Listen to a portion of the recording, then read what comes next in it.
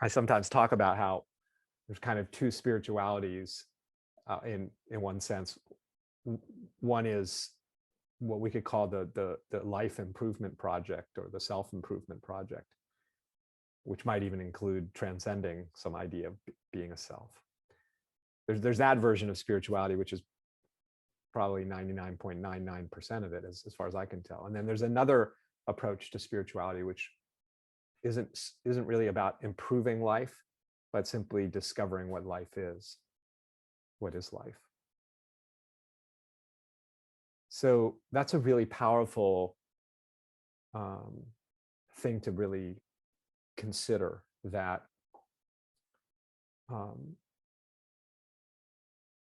built into our impulse to transform the moment into something we imagine is better is an idea, even if we don't really realize this, that we actually know what the moment is. Because if we can't define what's here, on the basis of what would we be seeking to enhance it or improve upon it?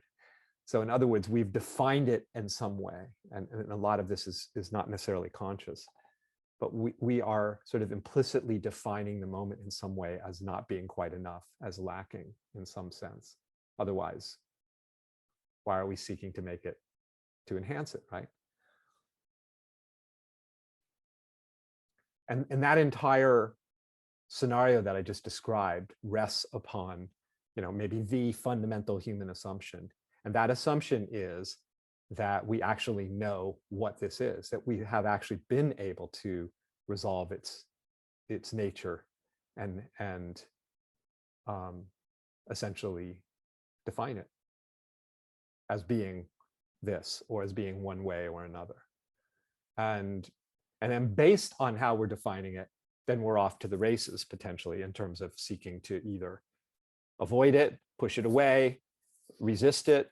If we're defining it as something we associate with what we don't want, or what shouldn't be here, or what isn't evidence of what we're looking to have more of in our life, then we'll engage in those kinds of activities. Or if we envision something, how we have an idea of what a better moment would look like, that definition, then we'll seek out those definitions, those ideas, essentially. But it all rests upon being able to, the assumption that we actually can define this.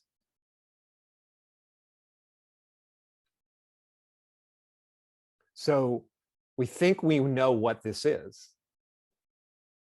We think we can define it. We imagine we can define it. And then based on that apparent knowledge that we have of what the moment is, its description, we can often feel as if it's somehow lacking, somehow it's incomplete, it's missing something, that it's not enough. And then, of course, we would naturally be compelled, or we seem to be fairly naturally compelled, to then try to make it less lacking, to make it more full, to make it more complete, to make it more satisfying. But that, can you see how that entire setup, both the initial notion that it is lacking, and then the attempt to make it not lacking, to make it full, to make it complete, to make it whole, to make it satisfying, and so on, all rests upon this notion we carry with us that we actually can know the moment, in the sense of being able to characterize and define it. And my work, as some of you know, if you're familiar with my work, is that it's very much about discovering the way in which that is not so. Discovering the way in which our knowledge is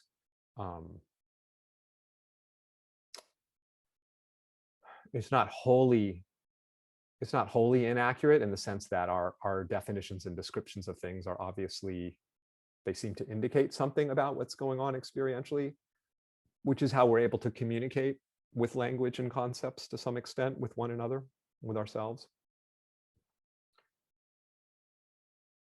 But we can discover the ways in which our experience, this moment right now, which is the only moment we have to investigate ever, it's this moment right now, is ultimately beyond characterization or description. something I wrote at the outset of my last book kind of captures what I'm talking about here. I say here, by investigating the immediacy of experience, by investigating what's here experientially, concretely here, not just our ideas about it, but what's actually present. And those turn out to be distinct, which I'll talk more about. By investigating the immediacy of experience, we can discover a liberating truth. In order for something even to exist as a problem that requires some solution, you must first be able to define it as an actual problem in the first place, something that turns out to not be possible, owing to the ultimately indefinable, inconceivable nature of all experience.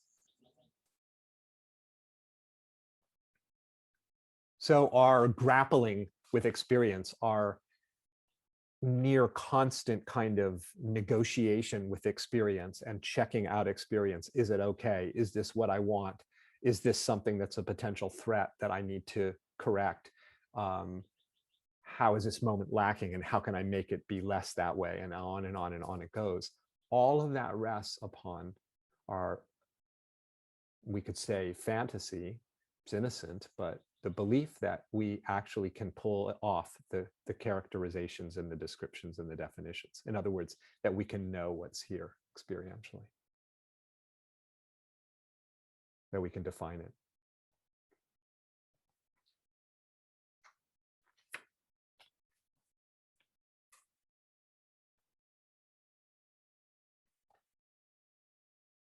I say here in that same opening chapter to the book,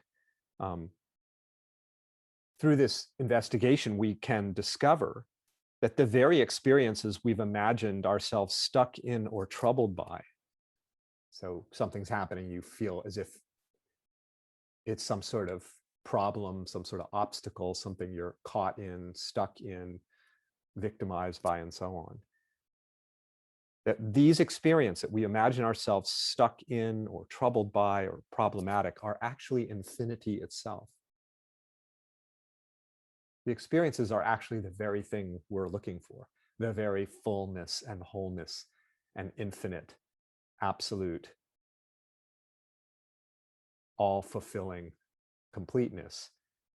The very things we imagine we somehow have to escape and avoid and transform are actually the very thing we're looking for. That's counterintuitive, but turns out to be the case. These experiences we've imagined that we're stuck in or troubled by are in fact infinity itself, the inconceivable, miraculous display of reality, shining forth as each instant of life, no matter its conventional label.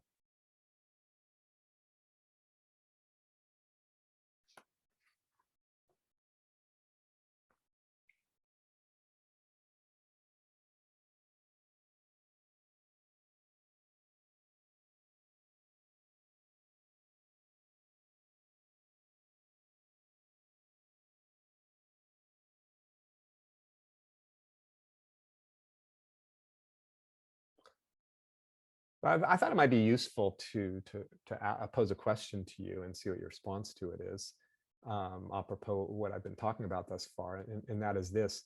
I'm essentially suggesting, you can just consider it a hypothesis rather than some sort of absolute truth, that you actually, excuse me, can't know what this is definitively. You can't pin down this moment definitionally, descriptively, conceptually, which is really a staggering thing to consider, because so much of our life is based on that assumption that, oh yes, I'm able to define what's here, and then I kind of navigate my life according to how I'm defining things, right? And also gauging my well-being in so many respects, or my enlightenment spiritually, if you talk about it in those terms, based on my definitions and descriptions. And so the question I would have for you is does it make sense what I'm saying, or do you feel as if you're able to define things? Are you able to know what this moment actually is? What is the knowledge that you, if any, that you feel that you have about what you're experiencing? Can you characterize it? Can you define it? Can you get to the bottom of what's here descriptively? And if so, I'd be interested to hear what do you feel as if you know about this moment? What could you say about this moment? Or is the moment absolute, pure, unfathomable mystery? What do you know about what's here?